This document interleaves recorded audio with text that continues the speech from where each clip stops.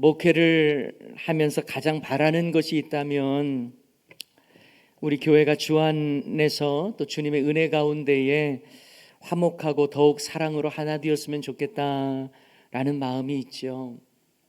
하지만 항상 화목하고 행복한 공동체가 된다는 것은 정말 쉽지 않은 일입니다. 우리 안에 자기 중심성이라는 것이 있기 때문에 그래요. 다른 성향, 다른 기질과 은사를 가지고 있는 사람들이 이 복음 안에서 하나가 된다는 것. 그런데 그 사람들이 다 자기 중심성이 있기 때문에 결코 쉬운 일이 아닙니다. 하지만 교회는 그리스도의 한 몸 된 공동체이기 때문에 하나됨과 연합이 대단히 중요하죠. 여러분, 교회론을 이야기할 때에 아주 중요하게 다뤄지는 본문이 에베소서 말씀입니다.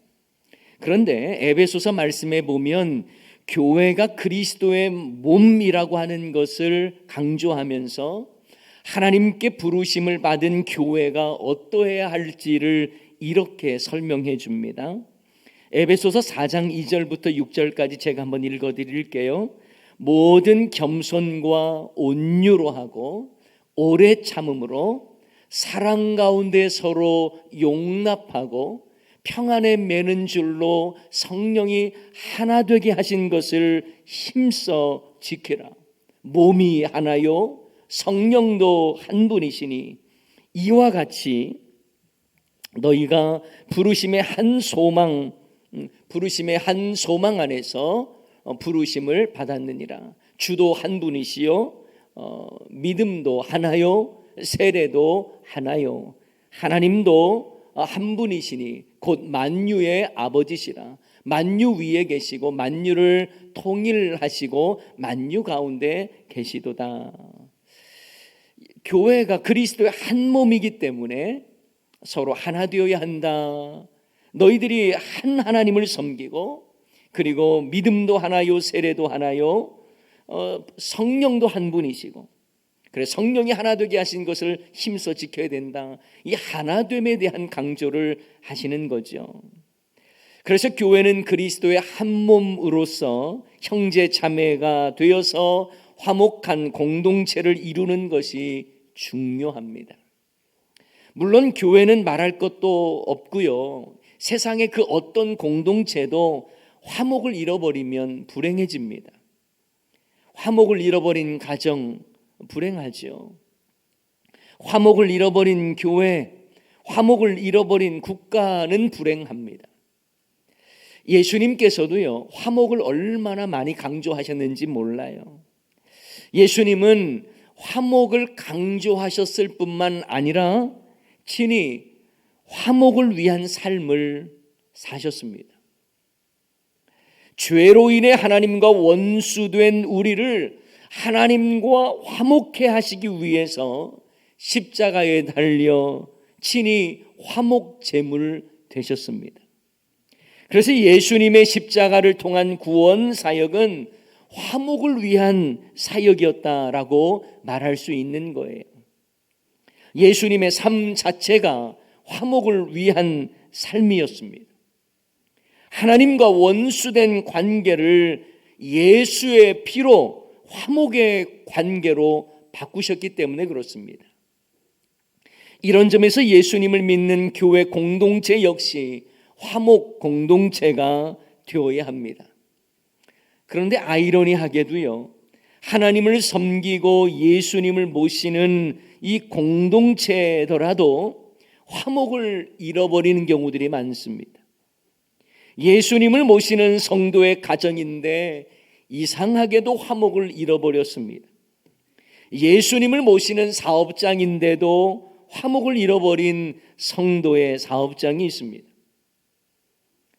예수님께서 친히 교회의 머리가 되시는 이 교회인데도 서로 분쟁하고 갈등하며 화목을 잃어버렸다면 참으로 아이러니한 일입니다. 화목을 위하여 이 땅에 오신 예수님을 모신다고 하면서도 전혀 화목하지 않다면 그 공동체는 뭔가 문제가 있는 것이겠죠. 물론 이 땅 위에서 완전한 인생도 완벽한 공동체도 없겠지만 우리가 화목 공동체라고 하는 이 분명한 정체성을 가지고 있다는 것을 아셔야 되는 거예요. 그래서 화목을 누리고 화목을 실천하고 화목을 위해 최선을 다하는 저와 여러분의 삶이 되어야 할 줄 믿습니다. 저는 이 시간 화목 공동체의 삶을 살기 위해서는 오늘 본문을 통해서 몇 가지 제안의 말씀을 드리려고 합니다. 이 말씀을 통해서 여러분의 가정과 기업과 교회가 화목 공동체로 행복할 수 있기를 간절히 소원합니다. 자, 먼저 화목 공동체가 되기 위해서는요, 우리가 서로 다르다는 것을 인정해야 합니다. 자, 오늘 본문 말씀에 보면 예수님의 제자 요한이 예수님께 이런 말을 하는 거예요. 아니, 우리와 함께 하고 있지 않는 자 누군가가 예수님의 이름으로 귀신을 내쫓았습니다. 그래서 그 모습을 보고 당신도 우리를 따르지 않으니까 그거 더 이상 예수님의 이름 쓰지 말라고 이렇게 금하였다고 자랑스럽게 말하는 장면이 나와요. 그러자 예수님께서는 요한에게 그들을 금하지 말아라 라고 말씀하십니다. 오히려 우리를 반대하지 않는 자는 우리를 위하는 자다 라고 말씀하죠. 그렇습니다. 우리는 예수님 안에서 또 예수님의 이름으로 한 형제 자매가 된 사람입니다. 서로의 얼굴 모양은 다르고 기질도 다르고 성격과 스타일도 다르지만 지금 함께하고 있지 않다고 해서 한 가족이 아닌 것이 아니라는 거예요. 우리는 예수님 안에서 한 가족입니다. 왜냐하면 우리는 예수님의 이름을 따르는 자들이기 때문에 그렇습니다. 이런 점에서 교회도요, 교단이 다르지요. 교회마다 교단들이 다르기도 합니다만 복음의 진리가 동일하고 예수 중심, 교회 중심, 말씀 중심의 방향성이 분명하다면 서로 이해할 수 있는 넓은 마음이 필요한 것입니다. 그래서 우리 교회라고 하는 공동체 의식도 중요하지만 교회 연합에 대한 공교회 의식도 중요한 것입니다. 금번 9월 8일 해운대 성령 대집회도 이런 의미에서 범교회적 연합운동의 일환이라고 볼 수 있습니다. 여러분, 우리 다음 세대들이요, 학교에서 당당하게 교회 다닌다고 말하지 못하는 시대가 돼버렸어요. 우리의 자녀들이 어느 순간 예수님 믿는 신앙이라고는 영광스러운 자부심이 약해져 가고 있습니다. 이럴 때에 우리는 믿음의 자녀들과 함께, 믿음의 사람들이 함께 모여서 하나님을 찬양하고 또 회복과 부흥을 위하여 간절한 소원을 올리며 예배드리는 이 역사적 현장을 경험하는 일이 매우 중요한 것입니다. 여러분, 우리의 신앙생활에서도요, 나와 다르기 때문에, 우리 교회의 일이 아니기 때문에가 아니라 우리는 서로 달라도 연합할 수 있는 마음을 가져야 한다는 것입니다. 저 사람과 내가 다르다는 것이요, 배척하는 것이 아니라 오히려 우리의 삶을 풍성하게 만들 수 있다라는 거예요. 모든 성도가 다 같은 기질을 가지고 있고 다 같은 성향과 다 같은 스타일을 가지고 있다면 얼마나 삭막하고 재미가 없겠어요. 하지만 하나님은 우리를 창조하시되 하나님의 멋진 작품으로 각각 다 다르게 만드셨습니다. 그래서 다른 것이 정상이에요. 그러나 우리가 서로 같지 않다고 틀린 것은 아니라는 사실을 꼭 기억해야 합니다. 여러분, 예수님은요, 우리를 따르지 않는다면 무조건 우리 편이 아닙니다라고 생각했던 요한의 생각을 지금 바꿔주시는 거예요. 자신들과 함께하지 않는 자기 때문에 그들은 틀린 자입니다. 그러니 예수님의 이름으로 뭔가를 행하면 안 됩니다. 이렇게 생각을 했던 것입니다. 하지만 예수님은 그들도 예수님의 이름을 빌어서 예수님의 이름의 능력과 권세로 능한 일을 했기에 우리를 위한 자다라고 말씀하시는 거예요. 우리를 반대하지 않는 자는 곧 우리를 위하는 자라고 하는 폭넓은 수용성을 가르쳐 주십니다. 여러분, 우리라는 말이 참 좋잖아요. 저도 정말 좋아하거든요. 상대를 향해서는 참, 그런데 이 우리라고 하는 단어가 사용되지 않을 때가 많아요. 다시 말하면 우리 고향 사람, 우리 교회, 우리 교단, 우리 나라 참 좋죠. 그런데 여기에만 갇혀 있으면 안 된다는 것입니다. 만약 상대방을 거부하는 배타적인 우리가 되면 이기주의가 되는 거예요. 폐쇄적인 우리가 되는 것입니다. 그렇게 되면 상대를 존중하지 않고 결국 화목 공동체를 이룰 수 없습니다. 어느 목사님이 청빙 받기 전에 당회원과 소위 이제 인터뷰를 했대요. 근데 여러 장로님들이 이제 새로 청빙할 목사님이니까 이 질문 저 질문 하지 않겠습니까? 근데 어느 장로님 중에 한 분이 이런 황당한 질문을 했다라는 거예요. 목사님은 좌파입니까 우파입니까? 사실 이런 질문을 목사 청빙 질문으로 한다는 게 좀 우습지 않습니까? 그런데 그때 목사님이 이렇게 말했대요. 저는 위파입니다. 위파. 이렇게. 자칫 우리는요, 내가 세운 편견 속에서 사람을 판단하고 가두는 경향이 많습니다. 어쩌면 그러한 모습이 우리의 실수이기도 하죠. 내가 원하는 모습이 아니면 정죄하고요, 불평합니다. 교회의 모습도 내가 원하는 모습과 다르면 틀렸다고 오해합니다. 주님이 원하시는 교회가 아니라 내 편견의 틀에 고정된 교회를 원하는 거예요. 여러분, 우리가 화목 공동체를 이루기 위해서는 다르다는 것을 틀렸다고 배척하는 일이 있어서는 안 되는 거죠. 아마도 사도 요한을 비롯한 제자들은 항상 예수님과 함께 했다는 것이 하나의 공로의식으로 작용했던 것 같습니다. 그래서 예수님 그 공동체 안에 들어오지 않았던 자가 예수님의 이름으로 이적을 베푸는 것을 못 봐준 거예요. 배척한 것입니다. 금했던 거예요. 마치 자신들이 예수님의 이름의 특허권이라도 가지고 있는 것처럼, 마치 자신들이 예수님의 원조 제자라는 것을 강조하는 것처럼 그렇게 내세우는 것입니다. 너희들 우리와 함께 지금 공동체 아니잖아. 그러니 너 예수님 이름 사용하면 안 돼. 이런 식의 말을 했다는 거죠. 그러나 예수님은 자신의 이름으로 행하면 다 귀한 것이다 라고, 또 우리를 위한 것이다 라고 말씀하셨습니다. 빌립보서 말씀에도 보면 사도 바울도 이와 비슷한 말씀을 하십니다.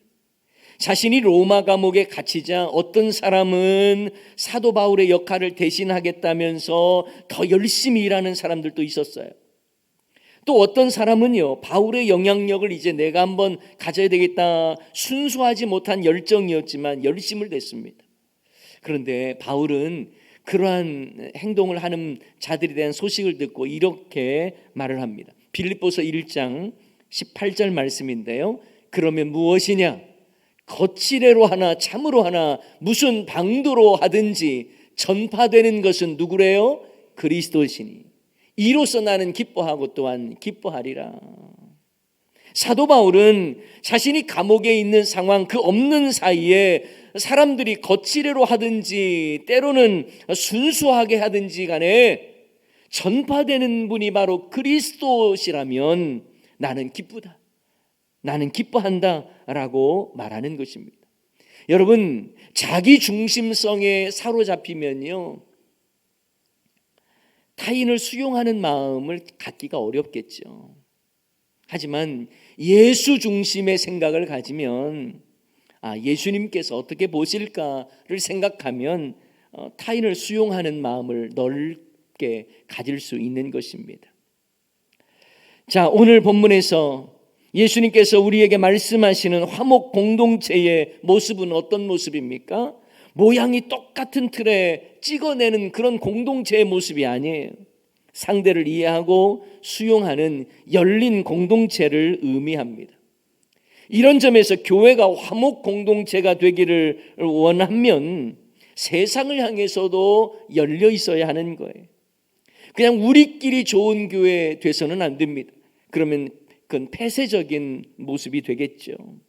우리는 세상에 속하는 자는 아니지만 세상을 향해 그들도 우리와 함께 구원받고 하나님 영광을 위해 살아갈 자라는 것을 생각하면서 늘 열린 마음을 가져야 하는 것입니다. 믿음의 사람들 중에 우리만 좋으면 된다는 잘못된 생각을 가진 경우들도 있어요. 때로는 세상을 향해서 비난하면서 세상 등지고 담을 쌓는 경우도 있습니다. 세상 사람들은 멸망당할 사람이라고 정죄하고 대적하는 모습을 보이는 그 바른 모습 아닙니다. 하나님은 그리스도로 말미암아 우리를 화목하게 하셨을 뿐만 아니라 우리에게 화목하게 하는 직분을 주셨다는 것을 잊어서는 안 되는 거예요. 우리 다 같이 고린도후서 5장 18절 말씀을 한번 읽어볼까요? 시작. 모든 것이 하나님께로서 났으며 그가 그리스도로 말미암아 우리를 자기와 화목하게 하시고 또 우리에게 화목하게 하는 직분을 주셨으니. 우리에게 뭘 주셨다고요? 화목하게 하는 직분을 주셨대요. 우리가 세상을 향해서도요, 화목하게 하는 직분을 가지고 살아야 하는 거예요. 여러분이 가는 곳마다 화목을 이루는 그 직분을 가진 자처럼 그렇게 살아야 한다라는 것입니다. 내가 가는 곳마다 뭔가 문제가 생기고 내가 속한 공동체마다 뭔가 시끄럽고 이런 모습이 아니라 우리는 화목하게 하는 직책을 받은 자이기 때문에 어디를 가든지 어느 공동체에 있든지 간에 화목을 이루고 화평을 이루는 저와 여러분이 되어야 할 줄을 믿습니다. 또한 우리가 화목 공동체가 되기 위해서는요, 중요한 게 또 한 가지 있어요. 뭐냐면 서로 실족해 하는 일이 없어야 합니다. 화목한 공동체가 되는 데 있어서 가장 큰 장애가 뭘까요? 바로 실족해 하는 거예요. 저와 여러분이 손과 발을 가지고 다른 사람들을 향하여 대접하고 작은 소자라고 표현되어 있는 이 작은 연약한 자들에게 물 한 그릇이라도 내어주고 이런 모습이 아니라 누군가를 실족해 한다면 그 죄가 엄하다는 것을 말씀해 주고 있습니다. 자, 오늘 본문 42절 말씀에 보면 아주 섬뜩한 말씀이 있죠. 또 누구든지 나를 믿는 이 작은 자들 중 하나라도 실족하게 하면 차라리 연자맷돌이 그 목에 매여 바다에 던져지는 것이 나으리라. 무섭죠. 섬뜩합니다.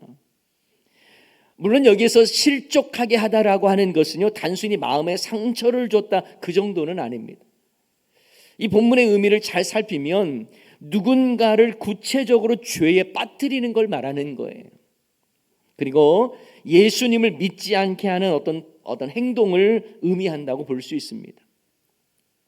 여러분, 연자맷돌 나왔죠. 연자맷돌은 우리가 흔히 생각하는 옛날 집에서 손맷돌 쓰는 그런 게 아니에요. 연자맷돌은요, 나귀가 끄는 맷돌을 의미합니다. 아주 큰 맷돌이에요. 이것은 약한 자를, 이 작은 자를 실족하게 하는 죄가 공동체 안에서 얼마나 심각한지를 비유로 말씀하신 내용입니다. 누군가를 섬겨야 할 우리의 손과 발이 누군가를 실족하게 한다면 찍어버리라, 이렇게까지 말씀합니다. 내 눈이 범죄하게 하면 내 눈을 빼어버려라, 이렇게까지 말씀을 하셔요. 여러분, 문자적으로 이거 해석하면 큰일 나겠죠.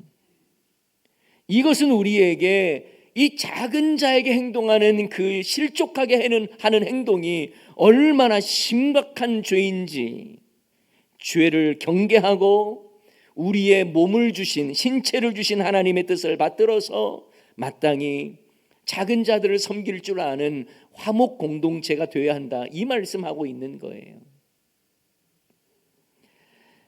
문자적으로 그대로 적용하면 우리 중에 제대로 손과 발 달려있는 분이 누가 있겠습니까? 제대로 눈을 가지고 있는 분이 누가 있겠어요? 여기서 강조하는 건 남을 실족하게 하는 죄가 얼마나 악한가를 말씀해 주는 것입니다. 그러므로 우리는 누군가 복음을 듣고 예수님을 구주로 영접하도록 계속 섬기고 배려하는 삶을 살아야지, 그 사람이 예수님 믿지 못하도록 죄를 짓게 만들도록 멸망의 길로 인도하는 자가 돼서는 안 된다는 것입니다. 그래서 우리의 언어 생활은 영혼 구원을 위해서 사용되어야 되는 거예요. 나의 말 한마디가 그들에게 예수 믿는데 마음의 문을 닫게 하지 않도록 해야 하는 것입니다. 여러분의 말 한마디와 삶이 하나님의 살아계심을 보여줄 수 있어야 하는 거예요. 믿음의 사람은 화목을 이루는 사람으로 세상을 향해서도 입술과 행함이 타인을 배려할 줄 알고 살리는 언어를, 살리는 행동을 해야 하는 것입니다. 내 중심적 언어, 내 중심적 행동이 아니라는 것입니다. 여러분, 오늘 본문을 근거로 해서 볼 때에 예수님의 제자 요한이 너희들 우리 공동체가 아니기 때문에 주님의 이름으로 귀신 내어 쫓지 마, 이 말이요, 상대방에겐 예수님의 이름 부르지도 말고 찾지도 말고 주님의 이름으로 어떤 일도 행하지 말, 이 말 아닙니까? 그러면 이것이 실족하게 하는 거겠죠. 이런 모습을 주님은 금하신다는 거예요. 그래서 이런 죄를 범했으면 회개해야죠. 그리고 하나님께서 우리를 통해서 참 화목해 하시는 일들을 우리가 잘 감당해야 되겠죠. 여러분, 화목을 원하고 화목 공동체를 이루시기를 바라신다면 우리의 입술과 행실이 다른 사람을 실족해 하는 일이 없기를 바랍니다. 있었다면 회개하시고 돌이키시고 이제 나는 화목해 하는 직분을 가진 사람이다 라는 마음을 늘 가지고 있어야 한다라는 것이죠. 마지막으로 한 가지 더 살펴보면 화목 공동체가 되기 위해서는 우리가 소금처럼 살아야 합니다. 뭐처럼 살아야 된다고요? 소금처럼 살아야 된다는 거예요. 오늘 본문 50절 말씀에 이렇게 나와 있어요. 소금은 좋은 것이로되, 다 같이 읽습니다. 만일 소금이 그 맛을 잃으면 무엇으로 이를 짜게 하리요? 너희 속에 소금을 두고 서로 화목하라 하시니라. 아멘. 너희 속에 소금을 두고 서로 화목하라는 거예요. 그러면 소금 많이 먹어야 된다 이 말인가요? 그런 개념은 아니겠죠. 여러분, 소금의 용도를 보면 참 신기합니다.